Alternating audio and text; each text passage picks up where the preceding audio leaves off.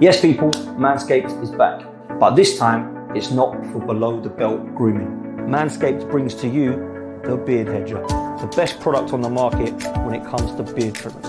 The Beard Hedger is unique due to its number of gradient settings. As someone who's purchased this, I won't turn to any other beard trimmer. Check it out for yourself at manscaped.com. And don't forget to use code FTM20 to get 20% off of this product. Yes, what's happening, people? We're back again, back this afternoon with some Ornstein bombs, some Ornstein news, Arsenal and Eddie Nketiah. We're going to be talking about that, what exactly this means and what the offer is, what the deal is, and what does it mean for Arsenal after the departure, or the potential departure anyway, of Eddie Nketiah. Are we going to go in the market for a forward? Are we going to look for a winger? Are we going to look for both?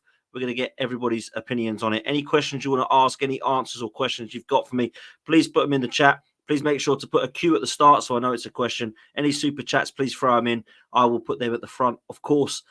Please do me a favor and like this video. Please do me a favor and subscribe this video. And also, please do me a favor and click on the pinned comment and go and show Manscaped some love. You've all heard of Manscaped. Yes, they do below the belt grooming, but this time it's the Beard Hedger. So go click on the Beard Hedger, add it to your cart. Using that link, you will see 20% has come off. So please make sure you do that, people, because the deal is running out very, very soon. Big up to Chris who's in the chat. Big up to Nifan. Big up to PSV. Billy Bosa. PSV. Will. True Gunner. Drizzy. Ash, good to see you the other day, my bro. Steve, hope you're doing well. Kolavuma. Who else is there? Matthew and Mansa and everybody else who's listening. And, of course, are watching on catch-up. Hi to Sarah as well, who's literally just joined us. Big up to Sarah. Hope you are well. Let's talk, shall we? Because it looks like David Ornstein has announced that Arsenal and Eddie Nketiah and Marseille are all coming to an agreement finally. It looked as if this deal was potentially done and it was washed and it was not happening. And Marseille was saying he's too expensive.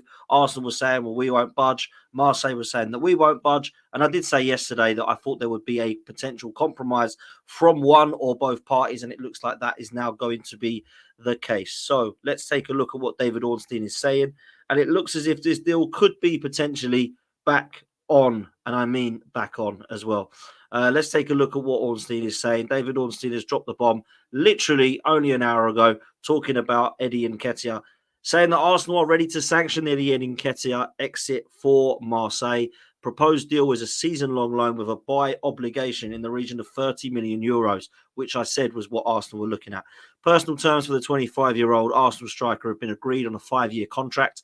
The ball is now in Marseille's court to decide if to proceed or not. That's come from The Athletic through David Ornstein. Now, we said, didn't we, that this one was definitely hotting up, that looks like it's going to happen. And then it went a little bit dead, a little bit cold. There was some cold water poured on it.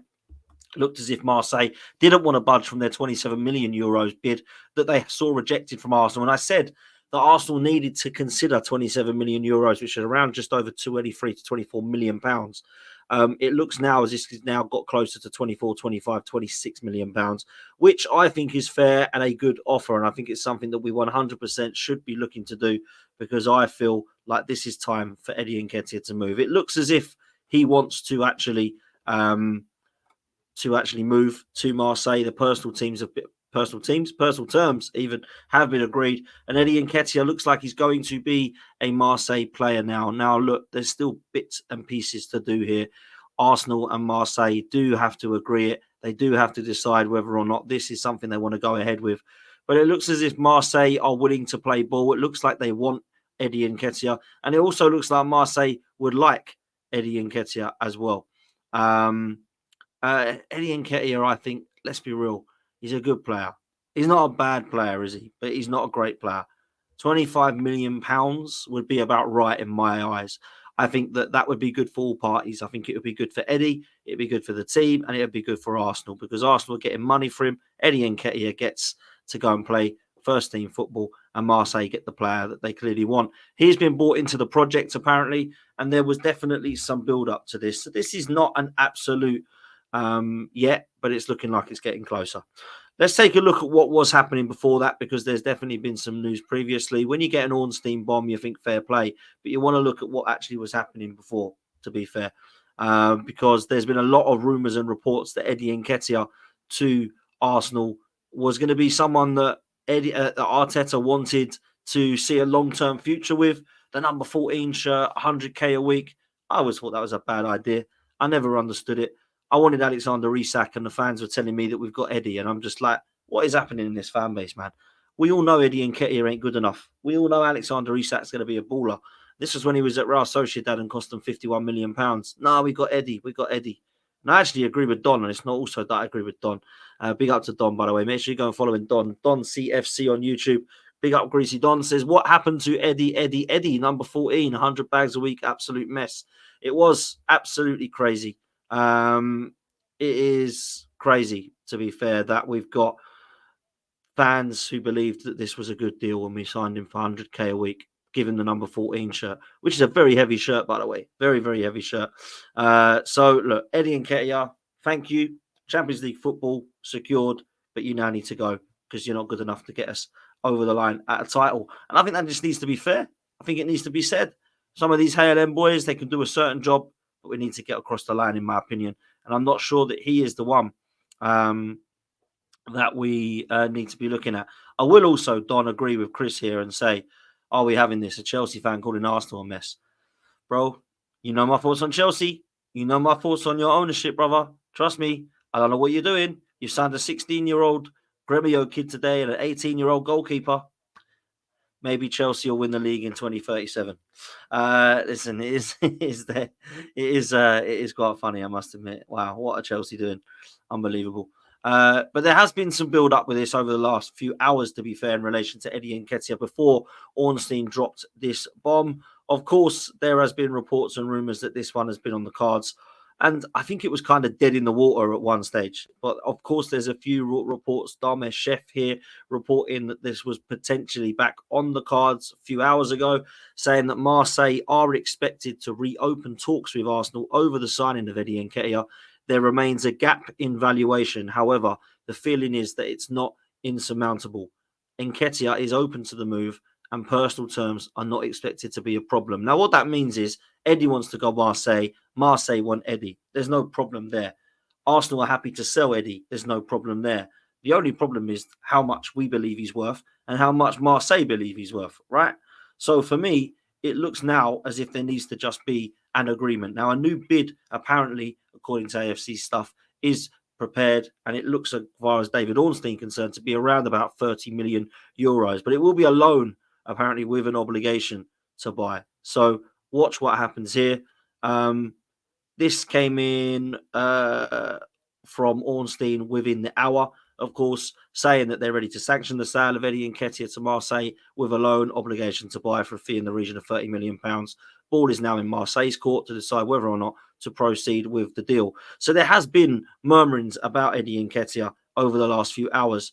And it seemed as if it was going to be potentially back on the cards. Romano, a few hours ago now, 17 in the early hours, suggested that Marseille had sent a new offer for Eddie Nketiah after restarting negotiations with Arsenal, and he remained keen on joining Marseille. So that was a few hours ago from Romano. Then you get the news from Eddie in relation to Dame Chef, and then Ornstein drops his bomb literally an hour ago to suggest that he's going to Marseille. So this one's going to happen, people. This one is going to happen. There's no way that we're not going to see Eddie Nketiah leaving, in my opinion. Now, by the end of this window, there will be a compromise that allows him to go to Marseille, whether it be that Marseille pay a little bit more or Arsenal do drop down their valuation a little bit. I've got such a bad throat today, guys, so I really do apologise. And I'm going to have to keep sipping water because it's doing my head in. Or doing my throat in, should I say. So, where are we at now? If Eddie Nketiah leaves Arsenal, I have absolutely no problem with it. Eddie Nketiah came on the scene in 2017, scored 2 goals against Norwich in the League Cup, and I thought, this could be an interesting talent. Eddie Nketiah never really went on to play much football under Arsene Wenger, but I thought it was a promising talent. Come from Chelsea, started to get through a name for himself in the academy, then burst on the scene, scored 2 goals as a sub, and everyone wanted to see him again. When we did see him again, he came on in a game in the FA Cup, which we lost against Forest, where he looked actually quite decent. And then he started to get a few runner games here and there. Under Unai Emery, it wasn't really happening for him, but it did start to work under Mikel Arteta. For whatever reason, he liked what he was seeing in training in terms of his finishing ability, and he was likened to a young Ian Wright. He was never going to be a young Ian Wright. He was never going to have the potential of Ian Wright. People, that's an insult to Ian Wright. Eddie Nketiah couldn't have even been a young Jermaine Defoe. Yeah, he was a okay youngster when he came through. At the time, we weren't having amazing players, but we had the Sackers, the Emil Smith-Rowes, the Martinellis who were young. Joe Willett come through the scene as well. We had a few. He's been okay. He's a fox in a box. He's a poacher. That's all he is. I don't think the work rate is amazing, but I don't think he's lazy. But I certainly don't think he's a player that can play all round. He's not great at hold up. He's not great with his back to goal. He's not great at link up play. He is just literally just a player that will float around the box and he'll bang goals in. But he's not amazing at it. His goal record is not fantastic. To not score an away goal the whole of last season is a pretty poor record. I know he scored a hat-trick against Sheffield United. Yep, brilliant at home. That was fantastic. We beat them 6-0. They were shocking. Or was it 5-0 we beat them? They were awful. The other goals that he scored was at the start of the season where he contributed, where we had problems up top. He scored against Forest and Fulham, if you remember, in the first couple of home games at the Emirates. Great. But he never really went on to do much more. I can remember 4 or 5 goals at the Emirates. That was about it. So for me, no, he needs to go. And a loan with an obligation is something that I can see happening potentially. I don't feel like Eddie Nketiah should be staying at Arsenal if I was him anyway. I feel like he needs first team football. And at 24, 25 years old, you need to be playing. You need to be playing at a good level and you need to be going in as one of the first teamers. He ain't going to do that at Arsenal. Eddie Nketiah will be a third choice striker at Arsenal behind Havertz and Jesus. He's probably going to be a starter over at Marseille and he will score goals. Balogun scored goals over there. We've seen other players go over there and do well. Nicolas Pepe scored goals over there. So let's be real. Eddie Nketiah will score probably 15 goals for Marseille. They're also looking at other players. Of course, they've signed Mason Greenwood. They have just signed the guy from Dortmund as well. So it's not just Eddie that they want. But Eddie Nketiah is a player at the moment that they are going with. And it looks like this one's going to get done now. Now, I said that I would rather sell Eddie Nketiah, but it would have to be for the right price. And I said that right price would be anything from around 25-ish to 30-ish. So if we're getting 23, 24 million, I'm not going to argue over a couple. But if now it's been pushed to around 26 million pounds, let's say 25 million pounds, is it? Something like that. I think it's time now to say fair play. Now, something else that's happened today is Solanke, who has gone, or it looks like he's going, to Tottenham. In advanced talks, Sky Sports are saying. So Tottenham wants Solanke. What does that mean for Bournemouth? Would Bournemouth be looking at Eddie Nketiah potentially? What does it mean for Ivan Toney at Brentford? Is he staying? Well, he is at the moment. But if he was to leave, what does it mean for Brentford? Because Eddie Nketiah would be a good option, in my opinion, for Bournemouth and Brentford if they lose Ivan Toney and Solanke. It's definitely a downgrade, but they're not going to get an upgrade on Toney or Solanke. They've got to go and get somebody who's going to score them goals. I think Eddie Nketiah could actually be quite a good signing for either Brentford or Bournemouth, I can't lie. And for the price tag, I think fair play. They could go and get some good money for Solanke. They're talking about £60 million plus. If they get that amount of money for Solanke and they put 25 million of it to Eddie Nketiah, they've got 35 million to go and spend on other players. Bournemouth are already being linked with another £10 million centre-half today. Could they make themselves really, really special? Potentially. Potentially they could. So let's see what happens there. That's on Ornstein. That's on Eddie Nketiah. It looks as if this one is going to be a go. So Eddie Nketiah over to Marseille. What are our thoughts? What do we think? Is this good? What does it mean for a replacement? That's what we're going to come on to next. So a replacement at Arsenal. I've got no doubt that we're going to get players. I think we will get players, not a player. We've got Calafiori. I think the other one's going to be Mikel Merino. There's reports on that suggesting that that one could pretty much be a matter of days away. They're saying that it's going to be happening and it's not one to worry about. That's for sure. The player wants Arsenal. It's been reported that he really wants Arsenal as well. In fact, he said that he doesn't want Barcelona or Atletico Madrid. And Matti Moretto is suggesting that Mikel Merino has already communicated his desire to join Arsenal and negotiations are progressing as planned. I suggested this morning as well that obviously Atletico Madrid and Barcelona, who were interested, have both been told that they do not see the need to progress Mikel Merino because he's expressed his desire to join Arsenal. So that's really good news. When a player wants Arsenal, I kind of want him even more. He's clearly been sold the project. He's clearly been sees a vision at Arsenal and how he can be moulded into that midfield. Mikel Merino is going to be the 8, which means Rice is going to be the 6. Ødegaard will remain in his usual place as the attacking 8 or 10. Some people don't like that. I've heard some people questioning that, saying we should be getting Zubimendi and then keeping Rice as the 8. But we don't have any 8s. If we get Zubimendi, we have got Zubimendi as a 6, Rice as a 6, Jorginho as a 6, and Partey as a 6. We don't need 4 6s and 1 8. We need 2 6s and 2 8s. And at the moment, we will have that. If Merino comes in, we've got Rice and Merino as 8s and Jorginho as Partey as 6s. And if it's Partey, Rice and Ødegaard and Merino gets moulded in, great stuff. Which eventually it could mean that Rice is the 6, Merino is the 8, and Ødegaard is the 10. Then we have Partey and Jorginho as the cover, which is fine by me. So, yes, potentially in the summer, Zubimendi might have been a good deal when Jorginho and Partey have gone. In fact, I think it would be a great deal and a really good signing for Liverpool. But that's not going to happen now. He's on his way to Liverpool, it seems. And Merino, the deal is not going to be affected by that. They are looking to sell both players. So we don't have to worry. Mikel Merino, I think, will be an Arsenal player in the coming days. It's just a valuation thing again, just like Eddie Nketiah. And trust me, guys, for those that don't believe PSR is a thing, it must be. Because everybody is buying people on loan with an obligation. Nobody is signing players. Everybody that's wanting to sign a player is trying to negotiate down. Marseille, for example. Reece Nelson with Leicester, for example. Arsenal with Mikel Merino and Calafiori. So let's be real. PSR is messing people about. It is not a good thing. It is pointless. It has not done anything to make things fair. It has protected the clubs such as Manchester City who have already got their squad. If I said to you, there's £1 billion, go build a football team, you'd go do it.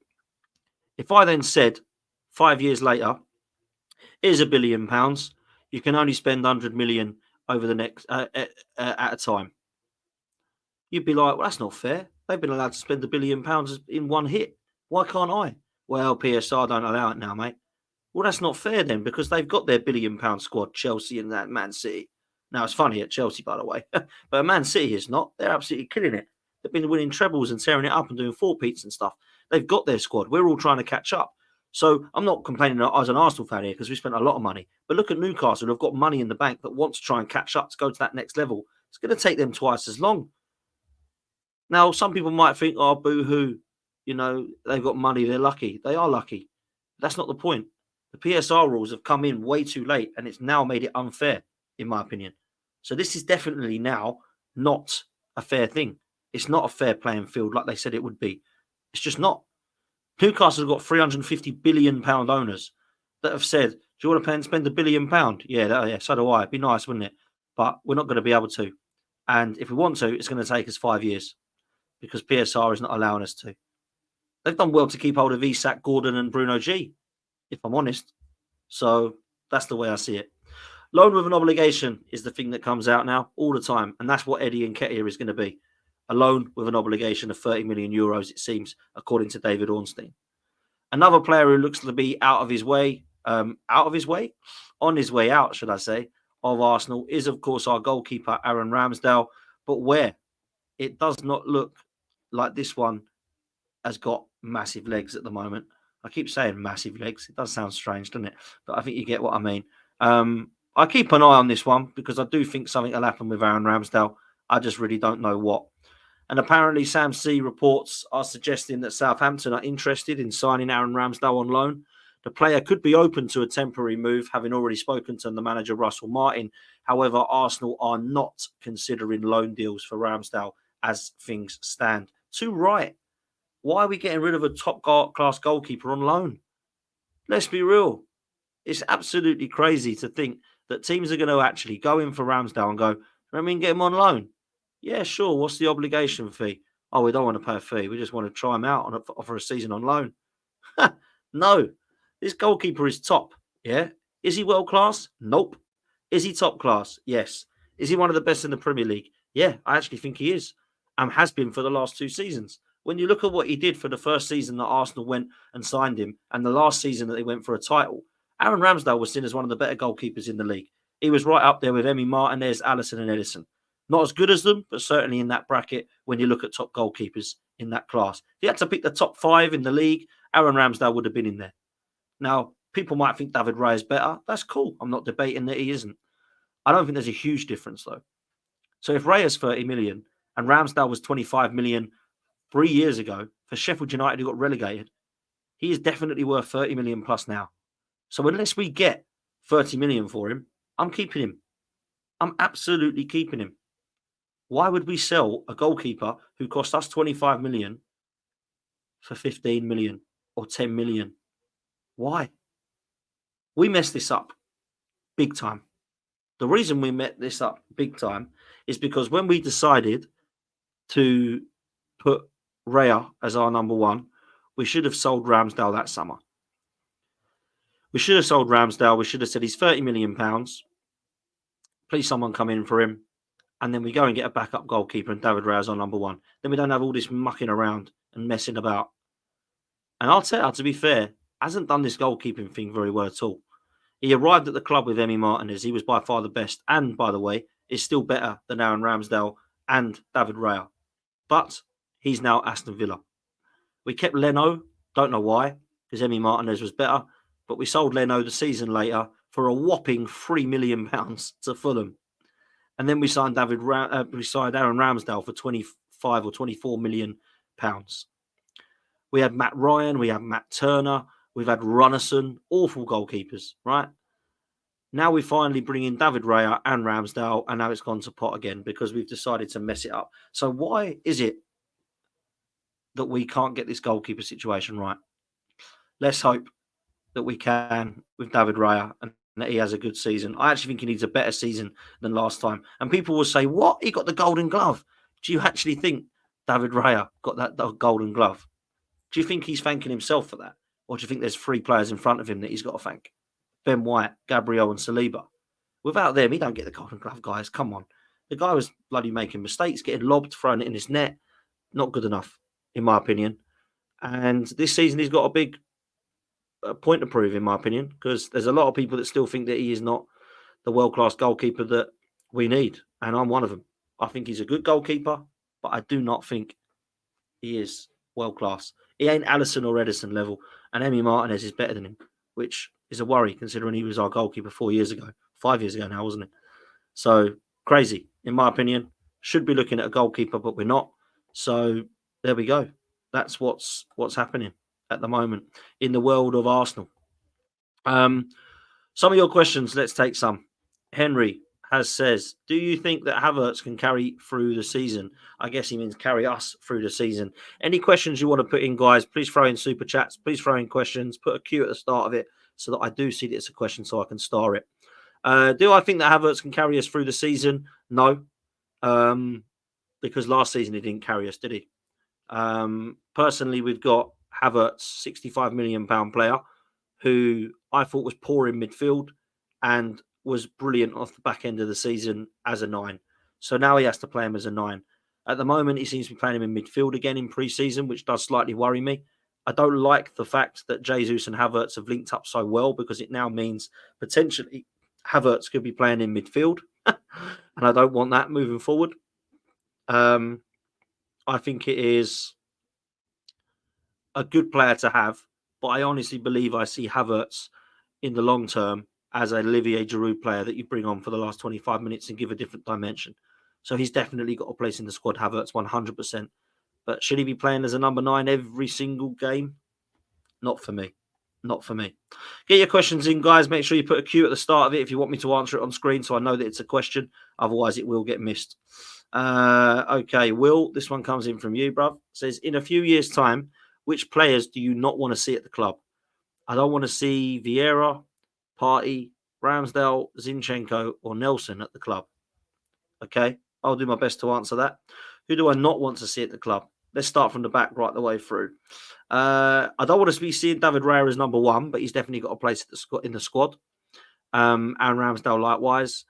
In defence, I want to see Kieran Tierney at getting first team football and at a career. I don't want to be seeing Zinchenko playing at left back, but I'm happy to keep the others. In midfield, Partey and Jorginho are going to go. Like next season, they've got their contract up, so fair enough. I don't expect to see them. I don't want to see Fabio Vieira or Reece Nelson, and I don't want to see Eddie Nketiah. But everyone else, I think, has a place in the squad, 100%. I think they're the ones we need to be looking at upgrading. So let's see where we're at there. This one comes in from Comedian. Hope you're well, bruv. Says, hey, Dan, did you know you can tell if something is a question? If it ends in a question mark, absolutely correct, my friend. But I won't be able to see the question mark. I can see the big Q, so I have to go by that star in it. If you did this, you'd understand and be exactly in my position that you'd miss it. And I hate missing questions because I don't think it's fair for people who have spent time writing one to me.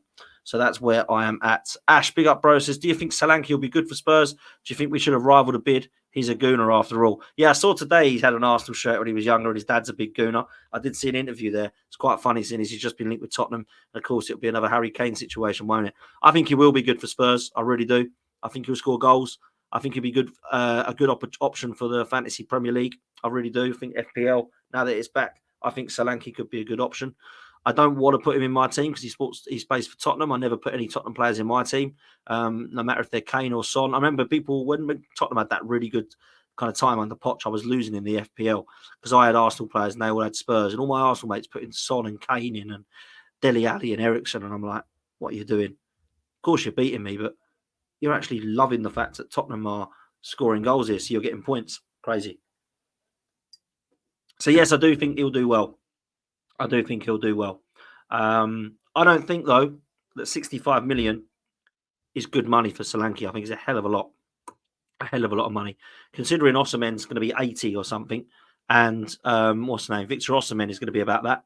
I think it's a lot of money. Ivan Toney's cheaper than that. I think he's better than Solanke. Most people would agree. Obviously, gets in the England squad ahead of him. So it's a hell of a lot of money. Solanke's got more more mobility, more athleticism. Ivan Toney has got more to his all-round game, in my opinion. So let's see what happens. There we go. Here's one for you. Solanke is 7.5 on FPL. So in comparison, Haaland is 14 million or something crazy like that. So there we go. That's one for everyone's dream team, apart from mine, because I don't put Tottenham players in there. So that's that one. Big up to you, Ash. Thank you for that question. This one comes in from Gibbs80X. What about cover for Saka? Great question. Great question. I want to know as well. Are we going to be going and getting one? Are we looking at a wide player? I think we are. Personally, I feel like there will be a forward that comes in after Merino. Whether that forward will be a striker, whether it'll be a winger, or whether it'll be both, I don't know. The reason we need both is you cannot get rid of Smith Rowe, Nelson, and Eddie, which is what we're trying to do, and then just bring nobody in and just say, we've got Wanyeri. That's not improving or upgrading for a title, is it? We've got to go and do something in the forward line, whether it be a winger or a striker or both. We absolutely have to. So that's what I'm expecting Arsenal to do. And if we don't, I don't think we'll win the league. Frobis Gunner says, do you think it's the trophy drought that's causing the impatience and a divide in the fan base? There's always going to be a divide in the fan base because there always is loving for what we're doing and hating for what we're doing. There's always a hate for the owners or a love for the owners. There's always a hate for the manager or a love for the manager.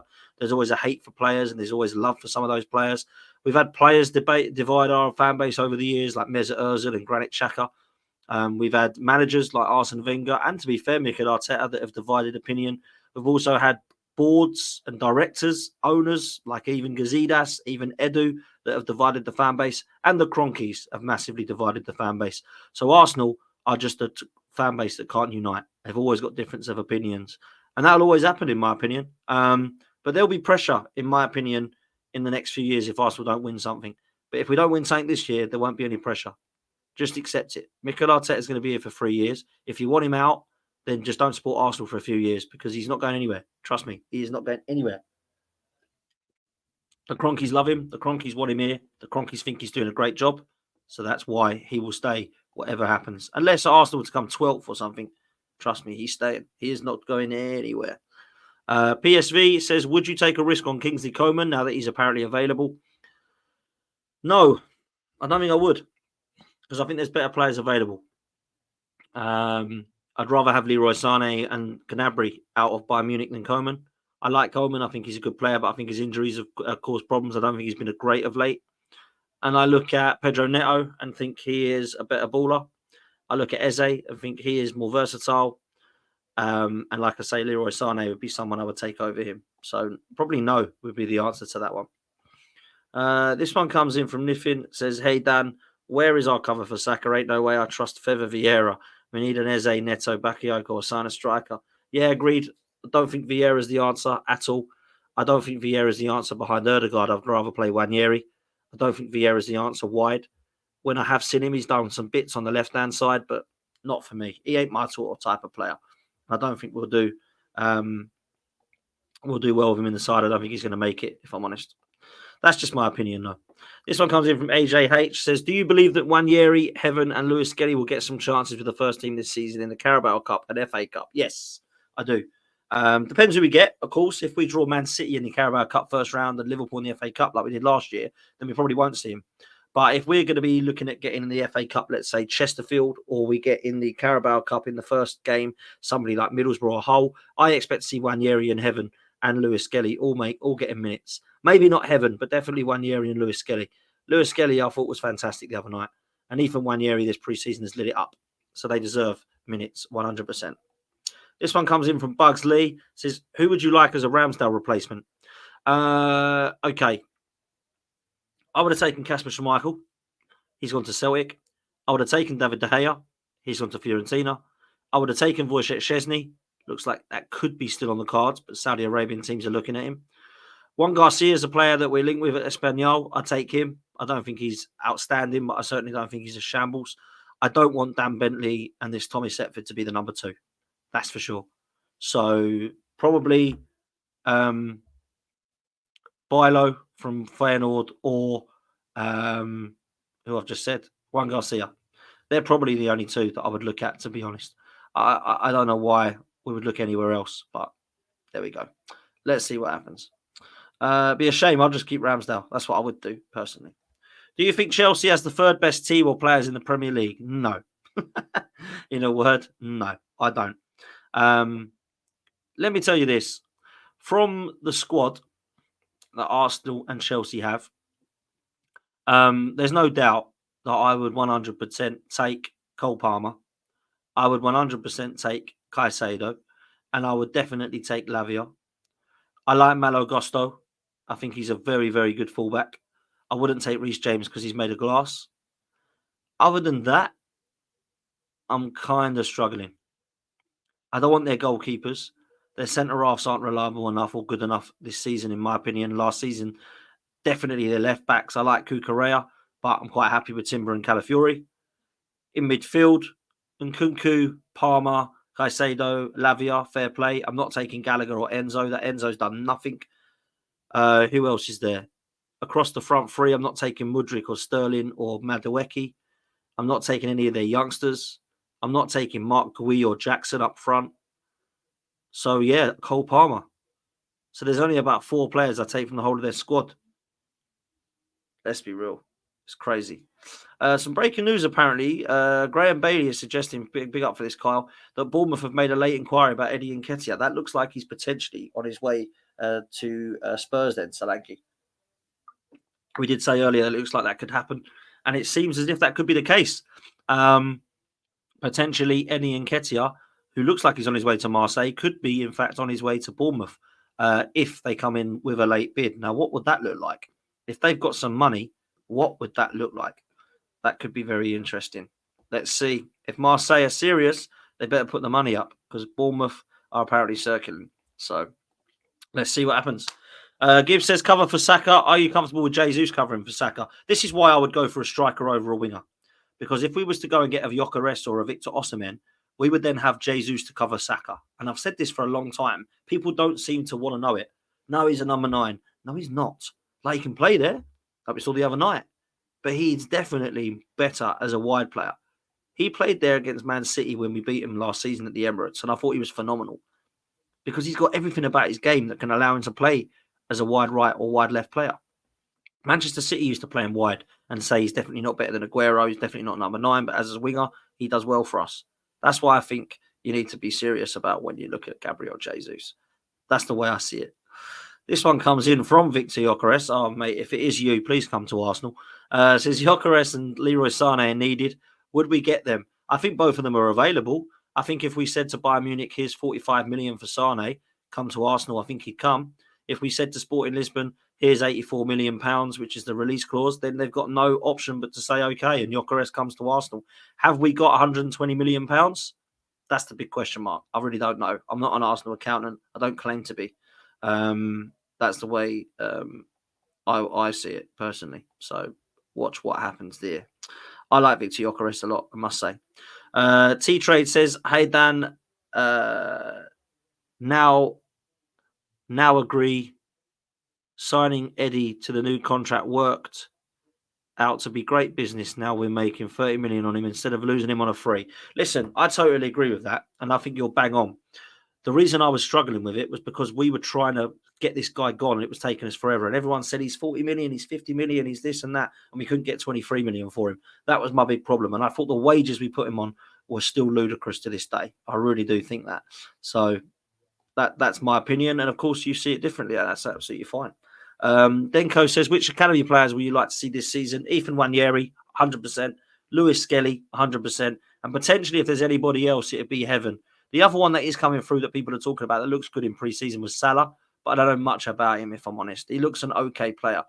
It looks like Sego Jr. has definitely disappeared, and I always thought that was odd that he played in that League Cup game against Brentford last season and we never saw him again, because I thought he was okay. I know he played it a bit safe, but he was okay. So let's see. Let's take this next one from PSV, which says, would you take a risk on Kingsley Coman now that he's apparently available? I've already done that one. The answer would be no, just for those that missed it. Mish says, do you think we will sign Leroy Sané? I've always said that this is the one that I would not sleep on because I know how much Arteta likes him and how much Sané likes Mikel Arteta. I've always said that if he become available, Arsenal will go in for him. Now, he's probably on wages similar to Havertz and he'd want to come to Arsenal for around about 280 a week. That might have to come down a bit, if I'm honest. In fact, it might have to come down significantly for a 29-year-old who's in the kind of last few years of his sort of playing time. Maybe he's in the years of a decline as a footballer in the next couple of years. Who knows? You can't be putting someone on 300k a week, in my opinion. But if that's what he wants and that's the player we want, that's what we might have to do. So let's see what happens. Let's keep going because we've got a lot of questions coming in here. Keep them coming, people. Keep them coming. Chaz, I get everyone's desperation for a proper number 9, but if we end up spending 60 plus on a striker and if end up not working, where do you think that leaves us? I don't think it leaves us in a bad position at all because for me, you've got to take these ambitious options. We can't just sit there and go, we can't really pay out any more than 60 million because what if they don't score? Like, otherwise we never would have signed Thierry Henry because he might not have scored. Do you know what I mean? Like, we have to go and take, if we're going to be spending 65 million on Havertz, we can spend 70 million pounds on a centre forward. That's for sure. So I don't really agree with that one, bro, if I'm honest with you, Chaz. But what will happen, bro, is they will go, why did we spend that much money on this rubbish if he ain't no good? That's what will happen. So there's your answer. Would you take Zaha back for cover? No, I think that ship sailed. 31 years old, in a decline as a footballer, on his way back to Palace, in my opinion, if he does leave at all. That's what I think to that one. Ben Byrne has come in and said, how much do you think Isak is worth? What's the most you would pay for him? Personally, I'd wait for him if we can't get him this season. I think we would complement the rest of the squad. I'll answer that backwards. I think he would complement the rest of the squad and be phenomenal. I honestly believe that we should go all out to sign Alexander Isak. I think, however, he's going to cost around about 120 to 150 million pounds, and I'm not even joking. That's what Newcastle will want to tempt him out. Now, what we could do, if we had the money, is flirt with 90 million and then see if Isak actually wants to come. Because although 90 million won't get accepted, Isak might go, oh, Arsenal want me. Yeah, I want to go. And then we can start to negotiate and say, look, he wants to go. We'll agree personal terms. Now let's agree a fee. And that's how you get the deal done. But that's not going to happen this summer. That's just a dream. That's everyone's dream signing. Yeah? Everybody's dream signing. So let's see what happens. This one comes in from Daniel. I hope you're well, bruv. Why does your fan base keep mentioning cover for Saka, whereas elite clubs go for competition? Yeah, this is a great point, actually. This is a great point. I do not want a player that comes in and just sits on the bench and says, I'm the cover for Saka. When he gets injured, I might get a game. We need a player like a Sane that's going to come in and give competition for him. Every single position should be like our left-hand side, Trossard and Martinelli.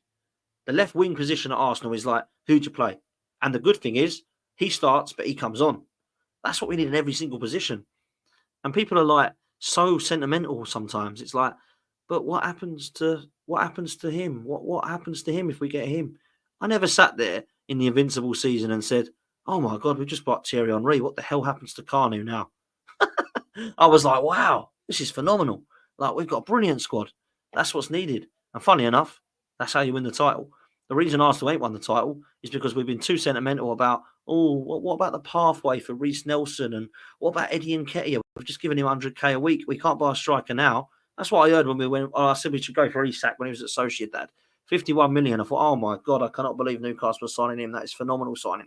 We've got Eddie. What are you talking about? Sorry? We got Eddie. We don't need him. Right. Good one. Unbelievable. Some people. Really is. Big up, Daniel. Hope you're well, mate. Dua Lipa is a gooner. I didn't know that, but apparently she is. Do you take Lunin as a number 2? That's a good shout. Yes, I would. 100%. Real Madrid, Ukrainian goalkeeper. Maybe Zinchenko can have a word. That would be a good option. Potentially if Ramsdale does go. But at the moment, it looks like Ramsdale is not leaving until Premier League clubs come in with some bids. This one comes in and says, who do you prefer between Osimhen and Gyökeres? 2 years ago, I would have said Osimhen was the best striker that everybody wanted in world football. Right now, I'm looking at Gyökeres as the guy for me. I think Gyökeres will be the guy. I think he does everything in the game. I really like what I see. So I would go for him 100%. This one comes in from Swan, says, where will Liverpool finish? Third. I think the Zubamendi deal was definitely cemented that they could go in for another title race. I think they will come third. I don't look at Liverpool at all and think they're now top 4. I think that they're good. I think they've got good players. And I think that Slot has a similar style to Klopp. He's not as good as Klopp, but his style of football is very, very clear in terms of pushing, in terms of press, in terms of high intensity. I think they have got an unbelievable chance of going for a title. Now, Liverpool still aren't done, by the way. Liverpool go and get a centre-half. Liverpool go and get a winger. And Liverpool go and get a number 9. I'm looking at them as serious title contenders. I'm not joking. If they went and got Ivan Toney, I think it'd be perfect for them, number 9. Because Jota's made of glass. They haven't really got a left winger they rate in Gakpo or Diaz. So Jota goes left, Salah goes right, and Toney up top. In midfield, you've got Zubamendi's Szoboszlai, who, by the way, I have a question mark over, and Alexis McAllister. Then you've got Konaté and Van Dijk with Quansah behind, with a centre-back they bring in. Then you've got Robertson, potentially another left-back, maybe Anthony Robertson or Ait Nouri. In goal, they've got Alisson, and they've got Trent at right-back. This is a title-challenging side, for sure. So that's the way I see it. But a lot of people believe Liverpool are going to drop off. I just don't see that happening, if I'm honest. Kyle, you think maybe giving Nketiah number 14 was to boost his PR to sell later down the line? Yeah, I think so. I think personally, giving him the number 14 and shirt and Smith Rowe the number 10 was a nice thing to do for the youngsters, to give them like a vision that they could be the next best player to wear that number. But very, very, very difficult. Very, very difficult. And you go through the numbers at Arsenal, and people think it don't matter, it's the number on the back of their shirt. Funny enough, it does matter to fans, and it actually matters to players. Otherwise, why would they change them all the time? Oh, I want to be the number so-and-so. Oh, I want to be that number now. Oh, the number 10's just left. Can I have it? That's what will happen, 100%. Maybe Victor Gyökeres will be the new number 14. Who knows, Aaron's just said. Maybe he will. Hopefully he will. That's what I hope. But number 1, everyone will always look at you being the number 1 goalkeeper like Seaman and Jens Lehmann. Number 2, you'll be looked at, is he as good as Lee Dixon? Number 3, you're going to be like, Winterburn, Ashley Cole, is he that good? That's what will happen now. Number 4 will always be Patrick Vieira. Number 5, you'll always look at Martin Keown's and David O'Leary's. Number 6 will always be Tony Adams. 7, Rocky and Robert Pires. Number 8 will be Freddie Ljungberg and Ian Wright. Number 9 will be the likes of Alan Smith. Number 10, Dennis Bergkamp. Number 11, you'll look at players back in the day like George Armstrong. You'll look at players like Robin van Persie. So they're all heavy numbers. Trust me, they're all very heavy numbers. So that's where I'm at. Do me a favor, please, people. Do what Aaron says. Aaron is one of our members. Aaron is a legend. Please make sure you like and you subscribe. There's nearly 800 people in here, which is incredible. But there's only just under 200 likes. That is really poor. We are moving as fast as Tottenham Hotspur are towards trophies. We are moving as fast as Edu and Arteta are in the transfer market. Please make sure you hit the like button, people.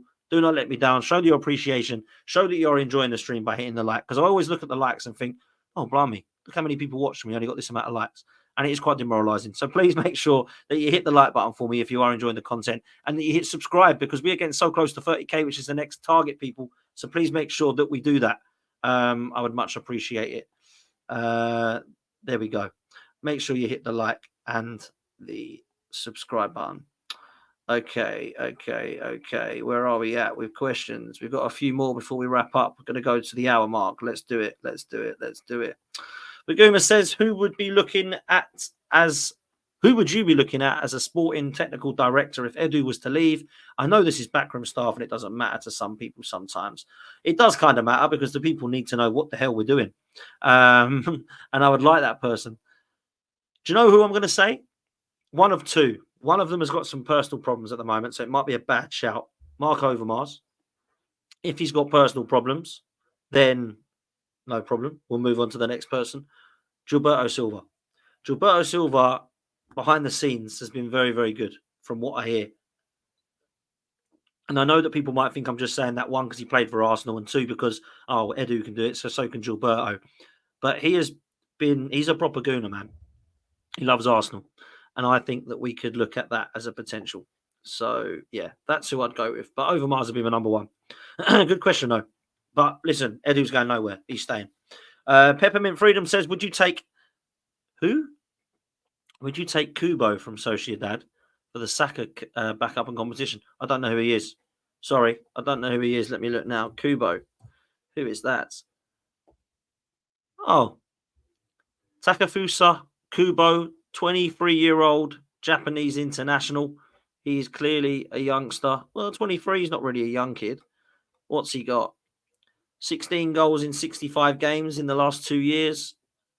I don't know enough about him, I'm afraid. So I can't really answer that one. Sorry, bro. If anyone knows if he's any good, please let me know in the chat. If he's one that he's good, be good. If he'd be a good signing, just tell me in the chat if you think he'd be a good signing or not. Because I don't know enough about him. EJH says, do you hope that Arsenal signed Ivan Toney for around 40 or 50 as Isak and Gyökeres seem to be too expensive? I don't think they need to be I don't think they're too expensive. I think that potentially Isak is actually, because I don't think we have got 150 million to lay down on a number 9. Although I'd love us to. I don't think Gyökeres is too expensive. We haven't spent hardly anything this window. We spent about 60 million. We spent 200 last time. So it means we should have over 100 million to spend. Now, if that's going to go on a winger and Gyökeres, brilliant. But we need to go and get it personally. I like Toney. And I personally, if we do not get a striker, would rather go and buy Ivan Toney than no one. I would. I'd rather go and get Ivan Toney than nobody. So for me, 100% Ivan Toney to Arsenal. I would like it. That would be a good signing for me. If we can't get Gyökeres or Victor Osimhen. This one comes in from Kwame. It says, do you honestly think Newcastle will sell Isak? No, I don't, if I'm honest with you. I don't think they'll want to. I don't think they're trying to. I think Isak wants to be staying there for the next season or two. So for me, definitely 100% Isak will be a Newcastle player. But next season, personally, if we do not get if they don't get Champions League football, I honestly believe that it could be Isak leaving. Let me just check this Neto to Chelsea rumour. Let me just check this. Who's reporting that, please? Because I will be really annoyed if that is the case, because I think that is a quality signing. Where are we at? Oh, it is true. It has come from Fabrizio Romano. That's not what I want to hear. Let's share it. That is not what I want to hear at all. Chelsea are in advanced talks to sign Pedro Neto, as Fabrice Hawkins reports. Negotiations are taking place with the Portuguese winger, and Wolves is one of the main targets for the winger position. Now, listen, I said Chelsea are a mess, and trust me, they are. However, I did say at the end of their window, if they was to sign players like Victor Osimhen, Pedro Neto, potentially an Eze, potentially like a Zubimendi, who's now gone over to Liverpool. Not that I think they need a holding midfielder, but those types, I would change my opinion. Pedro Neto and Victor Osimhen to Chelsea. If that happens, fair play. I do not want to see Pedro Neto come to Chelsea. I think he's a superb signing. Yes, he's always injured, but for me, when you're using him as a squad rotation, I think he is phenomenal. £50 million, I think he's around about that. I think this is potentially a really good signing. I really do. I think he's a really good signing. So I honestly believe this could be a really, really good bit of business from Chelsea. If Chelsea keep their players fit, they haven't got a bad 11. I said that. But I don't know what they're doing with their squad. Their squad is just for the kids. Their bench is just for the kids. But Pedro Neto is a proper step forward. That is a proper signing for me. I hope it don't happen, but it looks like it might. Fabrizio suggesting it's going to. Advanced talks to sign Pedro Neto just in. Exclusive from Fabrice Hawkins. Pedro Neto set to sign for Chelsea. Talks are at a final stage. The player wants to join Chelsea. An agreement in principle. Wow. That is a good signing for Chelsea. Big shame. I like him. I would have liked to have seen us go for him. Personally believe he would have been a good cover for Saka. I think he could have get competition for places in a few of those areas of the Arsenal side as well. So what is happening? Not looking like it's Pedro Neto. Not looking like it's Bakayoko. Yilmaz has gone quiet. Leroy Sané, Coman, and of course Eze, all very quiet, but murmurings. Who are Arsenal going to get? Or are we going to go for a forward? I really don't know what's happening, people. I really don't know what's happening. This one comes in from Addy. He says, if you say you want to wait one more season for Isak and we don't win anything, is that just not another year wasted? I didn't say I wanted to wait another year. I want to go and get Victor Gyökeres. And do you know what? I'll add this. What I'll take if you want, I'll go and get Isak the year after as well. And I'd sell Havertz or Jesus. That's what ruthless teams do, man. That's what ruthless teams do. So I'm with you. I wouldn't wait another season, no. Prime Henry. Oh, imagine a Prime Henry in this. Imagine a Prime Henry in this team right now. Why do other fan bases say we should get competition for Saka, but no one ever says Liverpool should get competition for Salah, even though they're the top two right wingers in the league? This is a great question, by the way. I think it's because maybe Salah doesn't get flogged as much as Saka. I think over the years, potentially he has, but I think Saka with his age, I think people are looking at it thinking, yeah, do you know what? Like, we need to be looking after this kid. With Salah now at the age of 32, he's going to want to play as much as he can. They have got Jota, they have got Harvey Elliott, and they have got other options that can play there. But you're right. It doesn't get spoken about hardly enough, if I'm honest, in comparison to some of the other teams. Ian White says, wasn't it Eddie that asked for the number 14 in his last contract negotiation? Yeah, I think he did. I think there was something in there that said that he would like to have the number 14 shirt, and we gave it to him. I don't think Mikel Arteta's got too much of a loving for squad numbers, if I'm honest. He's not, he has to be the number this. He has to. I'm very old school. I'm very, very old school with squad numbers, and people maybe think I'm OCD. I'm not. I actually ain't. But I quite like my number 1 to be the goalkeeper. I like my 2 and 3 to be right back and left back. I like my number 4 to be the Patrick Vieira holding midfielder. I like 5 and 6 to be the centre halves. I like 7 to be the winger. Number 8 to be the number 8 in midfield. Like number 9 to be the number 9 striker. 10 to be just in behind, and 11 to be on the left wing. That's what I like, personally, 1 to 11 wise. But some people are all over the place. Like Rice is number 41, Foden's number 47. Some people want to be the number 31, the number 25. It's crazy. So, yeah. But that's me. I'm old school. Chelsea. I'm so gutted they're getting Pedro Neto. I really like Pedro Neto. That is the signing that you would say, yeah, fair play. Young T says, if Liverpool don't get all 4 positions, they'll still challenge for the league. Will they still challenge for the league? No. I think they can definitely... I think they can definitely challenge, but I think with Arsenal and Manchester City, they're going to be there. Are Liverpool with Slot? I think Klopp allowed Liverpool to challenge for the league to the end. Without that addition, I don't know that they can. I think they do need to get 3 of 3 players in at least. That's my opinion. So let's see. Yes, is the Wasp gone? How's the pet wasp? But do you know what? This morning, for those that didn't know, I was like this, what's going on here? I can hear something. And it was a wasp. It has gone. I don't know what has happened. It has either crawled over and died somewhere, or it has gone out because it is not here now. So I don't know where it went. I have absolutely no idea where it went. This one comes in and says, Chelsea have reached an agreement with Pedro Neto's agent, George Mendes. Oh, wow, it's him as well. The club-to-club talks are ongoing, and the initial request is 60 million. Well, Chelsea will pay that. Then they're more interested, absolutely more interested in that than anything, aren't they? Spending money. So let's see. I'm actually annoyed by this. I think this would be a quality signing for Chelsea. Definitely starts in their 11. Let's be real. He definitely starts.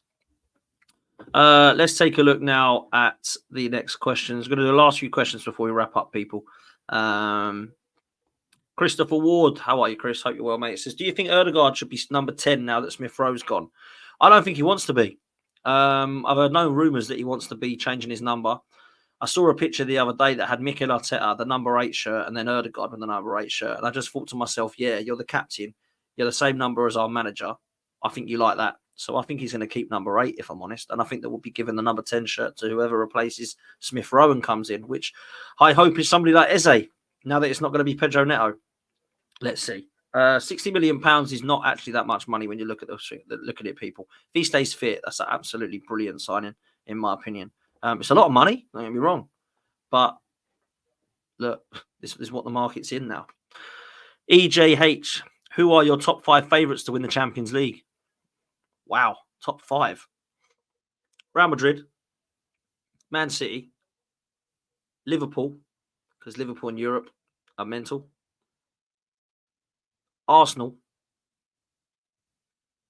and one more, Bayern Munich.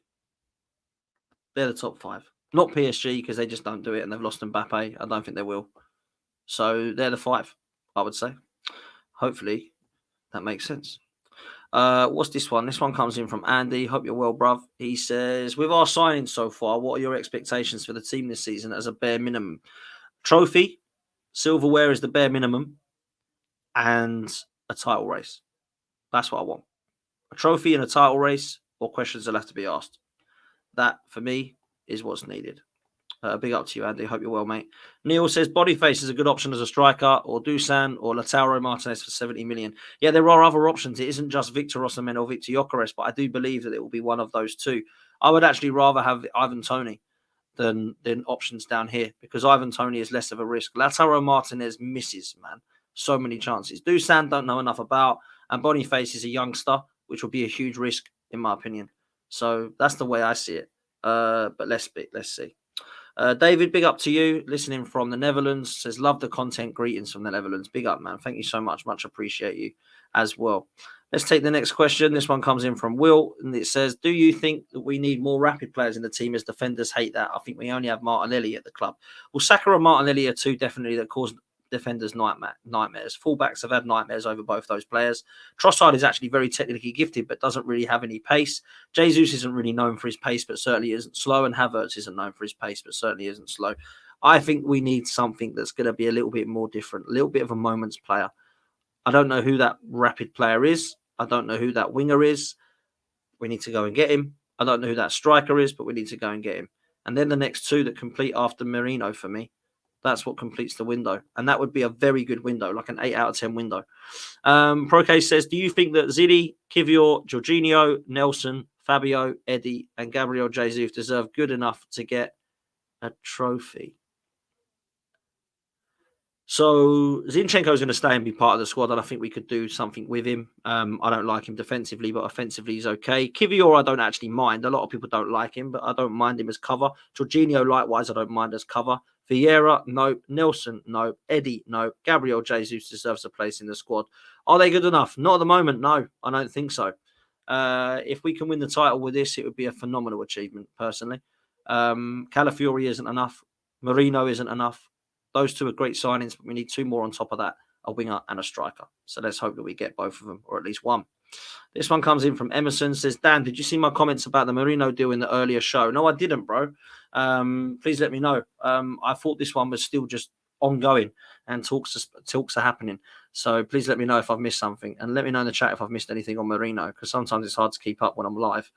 Neil says, Dan, do you not think Arsenal should go for Tony now and Isak next season? Yes. In fact, that would probably be my ideal. Because if you're going to go for Ivan Toney would happily do an England and sit on the bench for Harry Kane type thing and sit on the bench for Isak next season, being 28, 29 years old, which is what he would be. So that is what I would have as a dream scenario. But I'd just rather go and get Isak now. It's just not going to happen. Where are we? Last question of the day is from Ash. Says, if Newcastle keep their best 11 fit, where do you see them finishing? My wild take of the season is this. Newcastle will get Champions League football. 1 game a week. A team that, in my opinion, is very, very competitive. Nick Pope's back in goal. They're obviously at the moment looking at Livramento. They're looking at fullbacks because they need a left back. But they're going to have Mark Guehi and Sven Botman at the back with Fabian Schär as backup. In midfield, they're going to have Joe Linton, Tonali, who's back, and Bruno Guimaraes, who they've kept. Gordon and Barnes, and the winger that they're going to try and sign, plus Isak up top. I think 1 game a week, they can get Champions League football because they got it the year before.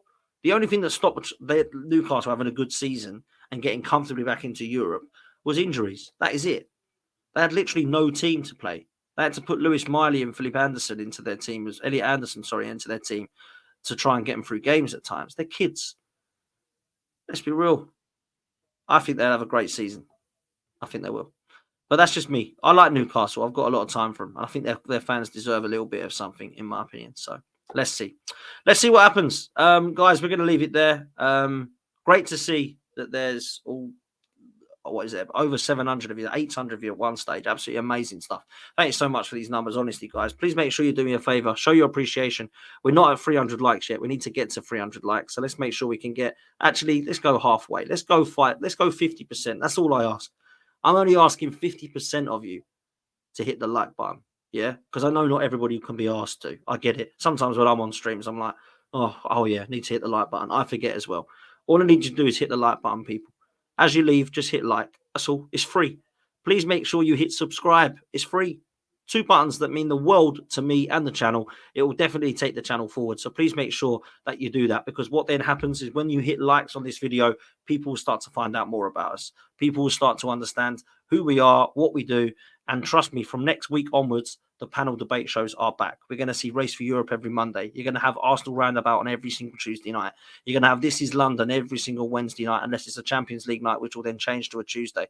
You're going to have on Thursday Rival Talk. It's going to be all clubs in the Premier League. On Friday, there'll be a weekend preview looking at the biggest 2 games of that weekend. And there'll be content on the weekend as well, looking at match previews and reviews from the games all over the weekend, including Arsenal. So please make sure you hit the subscribe button. Please make sure you hit the like button. It would mean the absolute world. So please make sure you do that. I much appreciate it. Make sure you do me a favor. Go on to the pinned comment. Click on Manscaped. Get yourself some beard trimmers. They are the best beard trimmers you'll have, I promise you. And they are 20% off at the moment, only for a few more days. So please make sure that you click on the link. 20% off will definitely come off automatically when you use that link by selecting the Beard Hedger. Go to Beard and Face on their website, click the Beard Hedger and add it to your cart. When you go to the checkout, you will see 20% of it will have come off. So please make sure. They're very expensive trimmers that are 20% off. So please make sure that you do, because they are top quality. Trust me. So please make sure you do that. And we'll see you next time. Take it easy. Quick roundup. Eddie Nketiah to Marseille. Pedro Neto to Chelsea, which is a big downer, to be fair. And of course, it looks like Arsenal are still in for Mikel Merino. Watch this space. Who are Arsenal going to get? I have no idea. Make sure you check out Manscaped. Smack a like and a subscribe on this. And I'll see you next time. Take it easy, people. Yes, people, Manscaped is back. But this time, it's not for below-the-belt grooming. Manscaped brings to you the Beard Hedger, the best product on the market when it comes to beard trimmers. The Beard Hedger is unique due to its number of radiant settings. As someone who's purchased this, I won't turn to any other beard trimmer. Check it out for yourself at manscaped.com. And don't forget to use code FTM20 to get 20% off of this.